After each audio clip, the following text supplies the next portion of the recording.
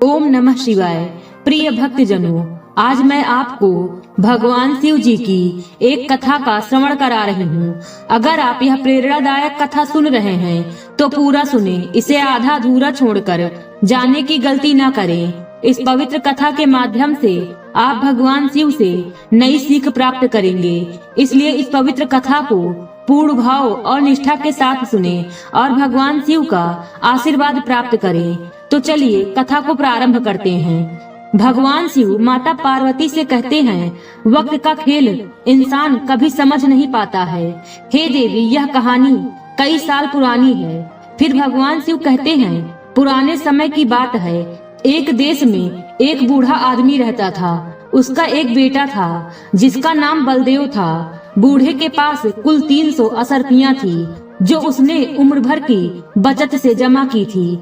बूढ़ा सोचता था कि अब मेरा क्या भरोसा, किसी भी दिन मौत का बुलावा आ सकता है। मेरा बेटा अब बड़ा हो चुका है, उसे अपने पैरों पर खड़ा हो जाना चाहिए। बहुत सोच विचार करने के बाद उसने अपने बेटे को बुलाया और कहा, बेटा, मैं बहुत बूढ़ा हो चुका हूँ और चाहता हूँ कि मेरे मरने से पहले तुम अपने पैरों पर खड़े हो जाओ। तुम कोई व्यापार शुरू करो। मैंने पता किया है कि व्यापारियों का एक काफिला 2 दिन बाद सीतापुर जाने वाला है। उसमें बड़े बड़े व्यापारी शामिल हो रहे हैं। मैं तुम्हें 100 असरफियां देता हूँ। दूसरे शहर जाकर कुछ सामान खरीदो और व्यापार करना सीखो। और हाँ सुनो, इन असरफियों को बेकार की बातों में बर्बाद मत करना। बलदेव एक नौजवान था। वह बड़ा ही नेक और ईमानदार था, मगर व्यापार करने में उसे कोई भी दिलचस्पी नहीं थी। अभी वह यह तय नहीं कर पाया था कि उसे क्या करना है। फिर भी उसका दिल चाहता था कि वह कोई ऐसा हुनर सीखे जिससे वह एक खुशहाल जिंदगी जी सके, क्योंकि वह एक आज्ञाकारी बेटा भी था। इसीलिए जब उसके पिता ने उसे व्यापार करने के लिए कहा तो उसने ज्यादा बहस नहीं की। उसने वे असरफियां ले ली और यात्रा की तैयारियां करने लगा। व्यापारियों के काफिले के साथ वह सीधा सीतापुर के लिए रवाना हो गया। कुछ दिन की यात्रा के बाद काफिला सीतापुर पहुंच गया और सभी लोग एक सराय में ठहर गए। उस नगर में एक बहुत बड़ा बाग था। रात के समय बलदेव उस बाग की सैर करने के लिए निकल पड़ा। वहां पहुंचकर उसने देखा हजारों चिराग जल रहे हैं और बाग में दिन की तरह रोशनी हो रही थी।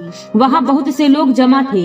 एक आदमी बलदेव के पास आया और बोला, आप यहाँ खड़े हैरान क्यों हो रहे हैं? कुछ जानना चाहते हैं? बलदेव ने हाँ कहा और पूछा, यह लोग कौन हैं और यहाँ क्या कर रहे हैं? उस आदमी ने कहा, नौजवान, यह लोग शतरंज खेल रहे हैं। यहाँ इसकी शिक्षा दी जाती है।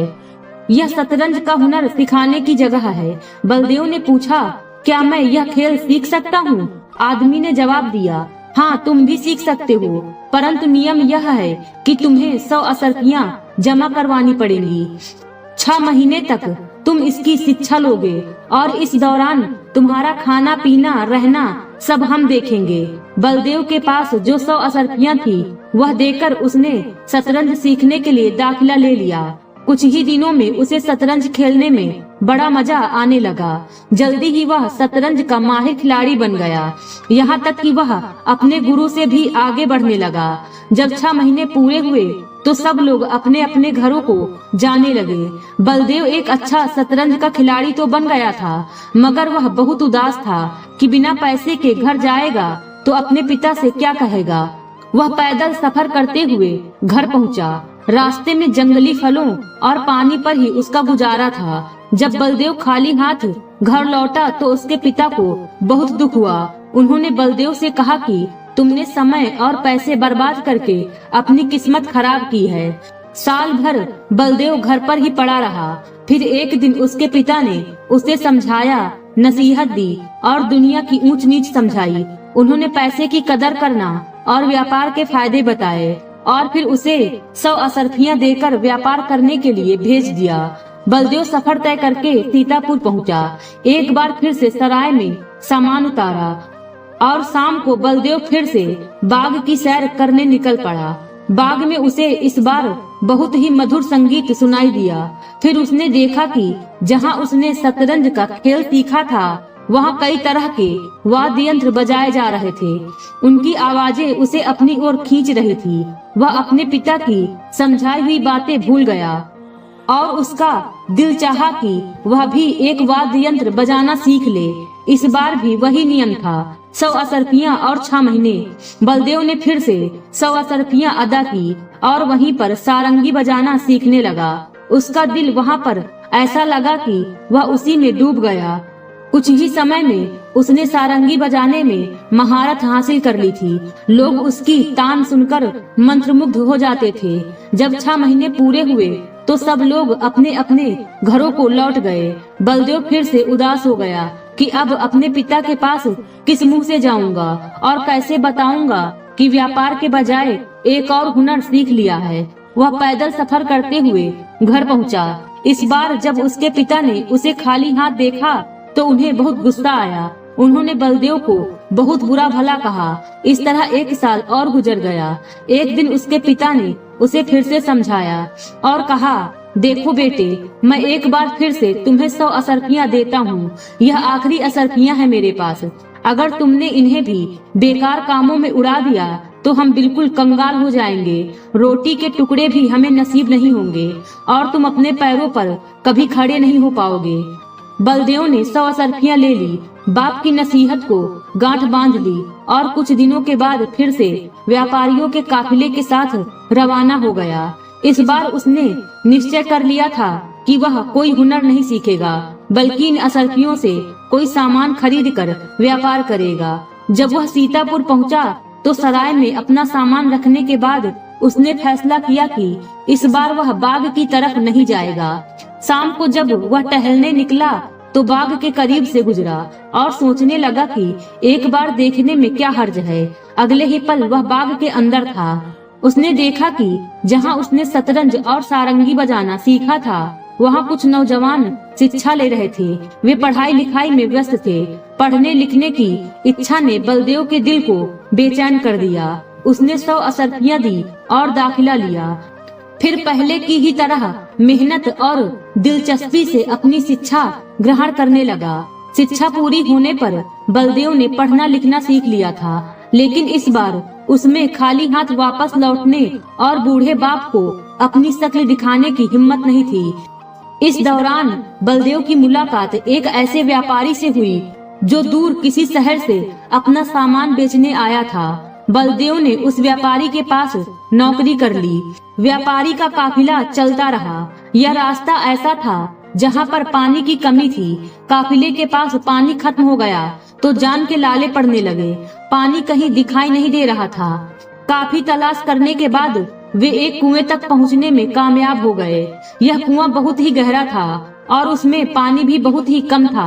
व्यापारी ने बलदेव को उस कुएं में उतरने का हुक्म दिया। बलदेव कुएं में उतर गया। उसने पानी भरा। अभी वह ऊपर चढ़ने के बारे में सोच ही रहा था कि कुएं की दीवार में बने हुए एक छोटे से दरवाजे पर उसकी नजर पड़ी। वह दरवाजे की तरफ बढ़ा। दरवाजे के अंदर जाने पर देखा कि एक कमरे में एक बूढ़ा मौजूद था जो बहुत ही उदास दिखाई दे रहा था। उसके हाथ में एक सारंगी थी। बलदेव अंदर गया और बूढ़े के हाथ से सारंगी लेकर बजाने लगा। संगीत की मीठी धुन सुनकर बूढ़ा मानो होश में आ गया हो। उसने बलदेव को बड़े ही प्यार से देखा। जब बलदेव ने सारंगी बजाना बंद किया तो बूढ़े ने उसकी बहुत तारीफ की और फिर पूछा, अरे मनुष्य, तुम यहाँ कैसे आ गए? बलदेव ने उसे सारा किस्सा सुनाया। उसके बाद जब बलदेव चलने लगा तो बूढ़े ने उसे रोका और कहा, तुमने संगीत सुनाकर मुझे बहुत खुश किया है। मैं तुम्हें 300 असरफियां इनाम में दूंगा और अगर तुम्हारी कोई और इच्छा है तो मुझे बताओ, मैं पूरी करूंगा। बलदेव ने पूछा, बूढ़े बाबा, आप कौन हैं और यहाँ क्या कर रहे हैं? बूढ़े ने कहा, मैं कोई मनुष्य नहीं बल्कि एक आत्मा हूँ। 5 दिन पहले ही मेरी मौत हुई है। मेरे जवान बेटे की मौत का सदमा मैं बर्दाश्त नहीं कर सका और उसकी मौत ने मुझे उदास भी कर दिया। यह सारंगी उसी की है, मगर मुझे इसे बजाना नहीं आता था। तुमने अपने जादू भरे संगीत से मुझे सुकून पहुंचाया है। तुम क्या चाहते हो? तुम्हारी क्या इच्छा है? बलदेव ने कहा, आप मुझे इस कुएं से बाहर निकाल दीजिए। बूढ़े ने 300 असरफियों की थैली बलदेव को थमाई और कहा, अपनी आंखें बंद कर लो। अगले ही पल बलदेव कुएं से बाहर पहुंच गया। उसका काफिला जा चुका था। बलदेव ऊंटों के कदमों के निशान देखता हुआ काफिले के पीछे पीछे चलने लगा। अगले दिन वह काफिले के साथ मिल गया। सब उसे जिंदा देखकर बहुत ही हैरान हुए। बलदेव ने व्यापारी को सारी बात बताई और असरफियों से भरी हुई थैली भी उसे दिखाई। रास्ते में जब काफिला आराम करने के लिए रुका तो व्यापारी एक जगह पर बैठकर चिट्ठी लिखने लगा। फिर उसने चिट्ठी लिफाफे में बंद करके अपनी मुहर लगाकर बलदेव को बुलाया और कहा, तुम एक बहुत ही ईमानदार और अच्छे नौजवान हो। मैं तुम्हारी ईमानदारी से बहुत ही खुश हूँ। मेरी एक ही बेटी है जो बहुत ही सुंदर और सुशील है। मैं तुम्हारी शादी उससे करना चाहता हूँ। तुम जल्दी से मेरे घर पहुँच जाओ। मेरे पहुँचने तक शादी की तैयारियां करवाओ। हाँ, अपनी असरफियां संभाल कर रखना। यह चिट्ठी पहुँचते ही मेरी पत्नी को दे देना। व्यापारी ने बलदेव को चिट्ठी देकर रवाना कर दिया। बलदेव बिना रुके व्यापारी के घर की तरफ जाने लगा। जब उसे कुछ थकान महसूस हुई तो एक जगह पर वह आराम करने के लिए रुका। उसे ख्याल आया कि मैंने पढ़ना लिखना तो सीख ही लिया है, जरा देखूं तो सही कि इस चिट्ठी में क्या लिखा है। उसने चिट्ठी खोली और पढ़ना शुरू किया। चिट्ठी में लिखा था कि मैं 300 असरफियों से भरी हुई एक थैली तुम्हें अपने नौकर के हाथ भिजवा रहा हूँ। इसको फुसलाने के लिए मैंने इससे कहा है कि मैं तुम्हारी शादी अपनी बेटी से कर रहा हूँ। तुम तुरंत इसके खाने में जहर मिला देना। मैं 3 दिन बाद आऊँगा। तुम्हारा पति। बलदेव ने यह चिट्ठी पढ़ी और फाड़ दी। उसने एक दूसरी चिट्ठी लिखी जिसमें लिखा था कि इस मेहमान की खूब अच्छी तरह से खातिरदारी करना। इसके पहुँचते ही हमारी बेटी की शादी तुरंत इससे करा देना। मेरे आने का इंतजार न करना। बलदेव ने अपनी लिखी हुई चिट्ठी को लिफाफे में बंद किया और जेब में डाल लिया और फिर आगे चल दिया। व्यापारी के घर पहुंचने पर उसने चिट्ठी व्यापारी की पत्नी को दी। चिट्ठी पढ़कर व्यापारी की पत्नी ने बलदेव की खूब खातिरदारी की। दूसरे दिन बड़ी ही धूमधाम से अपनी बेटी की शादी बलदेव से करा दी। तीसरे दिन बलदेव अपनी पत्नी को लेकर घोड़े पर सवार होकर वहां से चला गया। जाते वक्त उसने घर के नौकरों को हुक्म दिया कि मैं व्यापार के सिलसिले में बाहर जा रहा हूँ। रात के समय कोई आए तो दरवाजा मत खोलना। अगर कोई दीवार फांद कर आ जाए तो उसकी खूब पिटाई करना। यह मेरा हुक्म है। उसी रात को व्यापारी अपने घर पर पहुँचा और बड़ी देर तक दरवाजा खटखटाता रहा, मगर जब दरवाजा ना खुला तो मजबूरन वह दीवार फांद कर अंदर आ गया। नौकर तो पहले ही इसी ताक में बैठे थे। उन्होंने आओ देखा न ताओ और व्यापारी की पिटाई शुरू कर दी। लेकिन जब उन्होंने व्यापारी की चीख पुकार सुनी तब रुक गए। व्यापारी बेचारा बेहोश हो गया था। जब उसे होश आया तो पत्नी से पूछा कि कोई मेरी चिट्ठी लेकर आया था, तुमने उसके साथ क्या किया? पत्नी ने कहा, मैंने वही किया जो आपने हुक्म दिया था। मैंने तो आपके आदेश का पालन किया। फिर उसने कहा, असरफियों की थैली का क्या किया? पत्नी ने हैरान होकर कहा, कौन सी असरफियाँ, कौन सी थैली, कैसी बातें कर रहे हैं आप? यह सुनकर व्यापारी के चेहरे का रंग उड़ गया। अरे तुम कैसी बातें कर रही हो? मैंने चिट्ठी में साफ साफ लिखा था कि असरफियों की थैली लेकर उसके खाने में जहर मिला देना। पत्नी ने अपने पति को ऐसे देखा जैसे वह पागल हो गया हो। यह आपको क्या हो गया है? भला अपने दामाद को भी कोई मारता है? व्यापारी घबराकर कहने लगा, दामाद? कौन सा दामाद? अरे तुम्हारी बेटी का पति, हमारा दामाद। व्यापारी बोला, यह तुमने क्या किया? तुमने उसकी शादी कब कर दी? 2 दिन हो चुके हैं। आपने ही तो चिट्ठी में लिखा था कि इस नौजवान से अपनी लड़की की शादी कर देना। यह सुनते ही व्यापारी अपना सिर पीटने लगा। उसने अपनी पत्नी को डांटा, कोसा और फिर पूछा कि वह कहाँ चला गया। उसकी पत्नी ने कहा, वह तो सुबह सुबह ही घोड़े पर सवार होकर पति पत्नी यहाँ से चले गए हैं। व्यापारी समझ गया कि उसे अपने किए की सजा मिल चुकी है। नौजवान तो उससे भी ज्यादा समझदार निकला। अब उसने अपने दामाद से सुलह करने का फैसला कर लिया था।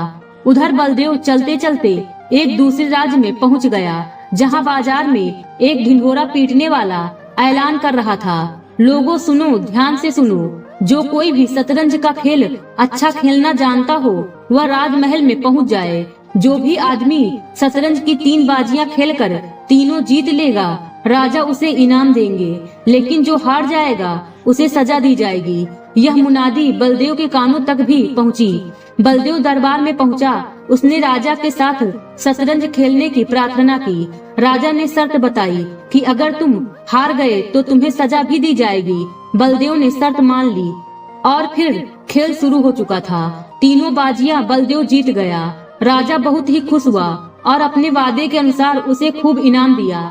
इसके बाद बलदेव अपनी दुल्हन के साथ अपने घर पहुंचा और अपनी आप बीती अपने पिता को सुनाई। पिता यह कहानी सुनकर बहुत खुश हुआ। उसने बलदेव से कहा, वाकई तुम बुद्धिमान हो। तुमने कितने सारे हुनर सीखे और हुनर सीखने से तुम्हें कितना फायदा हुआ। पत्नी भी मिल गई और कितनी सारी दौलत भी मिल गई। बलदेव ने बड़ी ही विनम्रता से कहा, पिताजी, आदमी कितने भी हुनर सीख ले वह कम ही है। वक्त का खेल इंसान कभी समझ नहीं पाता है। महादेव कहते हैं, किसी के साथ गलत करके अपनी बारी का इंतजार जरूर करना, क्योंकि इस समय के पास हर किसी के कर्मों का हिसाब है। जैसे उबलते पानी में कभी परछाई नहीं दिखती, ठीक उसी प्रकार परेशान मन से समाधान भी नहीं दिखते।